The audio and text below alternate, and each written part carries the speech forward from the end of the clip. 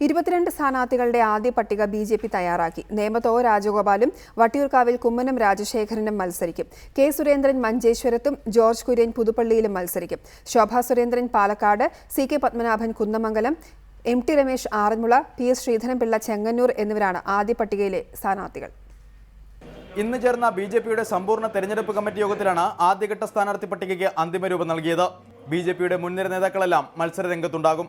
BJP സംസ്ഥാന അധ്യക്ഷൻ Kummanam Rajasekharan വട്ടിയൂർക്കാവിലും O. Rajagopal നേമത്ത് മത്സരിക്കും.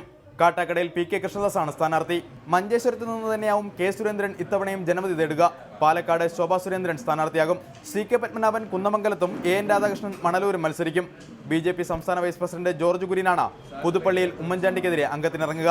Advocate P S. ശ്രീധരൻപിള്ള ചെങ്ങന്നൂരിലും എം.ടി. രമേശ് ആറന്മുളയിലും മത്സരിക്കും. ബി.ജെ.പിയുടെ മറ്റു സ്ഥാനാർത്ഥികൾ ഇപ്രകാരമാണ്: K. P. Sreesan Kozhikode north, Koothuparamba Sadanandan master, Thavanur Ravi സേലത്ത്, Ponnani K. K. Surendran, Malappuram Badusha Thangal, Kongad Renu Suresh, Chelakkara Shajumon Vattekkad, Puthukad A. Nagesh, Ernakulam N. K. Mohandas, Devikulam N. Chandran, Mavelikkara P. M. Velayudhan. 3 ഘട്ടങ്ങളിലായാണ് ബി.ജെ.പിയുടെ സ്ഥാനാർത്ഥി പട്ടിക പുറത്തിറക്കുക.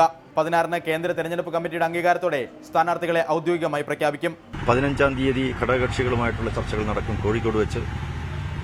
പ്രമുഖമായും BDJS-മായിട്ടുള്ള ചർച്ചകളാണ് നടക്കുക.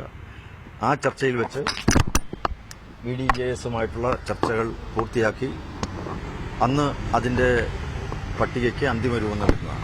BDJS-മായി 15-ന് നടക്കുന്ന ചർച്ചയിൽ സീറ്റ് സംബന്ധിച്ച് അന്തിമ ധാരണയാകുമെന്ന് ബി.ജെ.പി സംസ്ഥാന അധ്യക്ഷൻ കുമ്മനം രാജശേഖരൻ വ്യക്തമാക്കി. റിപ്പോർട്ടർ, തിരുവനന്തപുരം.